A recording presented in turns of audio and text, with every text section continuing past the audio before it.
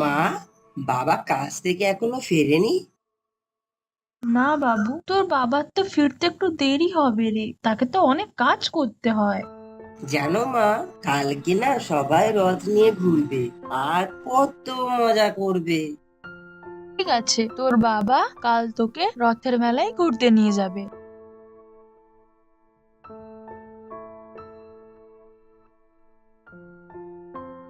কি রে বাবু, চুপচাপ বসে আছিস, কি ভাবছিস? বাবা, আমার সব বন্ধুরা মিলে রথ বানাবে, আমাকে 50 টাকা দাও না, আমি তাদের সঙ্গে রথ বানাবো। বাবু, আমার কাছে তো এখন এত টাকা নেই, আর রথ বানানো অনেক ঝামেলা। তার চেয়ে কালকে আমি তোকে রথের মেলায় নিয়ে যাই, সেখানে তোর পছন্দের জিলিপি খাওয়াবো। তোমার কাছে কখনো টাকা থাকে না, মেলায় আমি তোমার সঙ্গে যাব না, আমি কিচ্ছু ভাবো না। বাবু শোন শোন বাবু।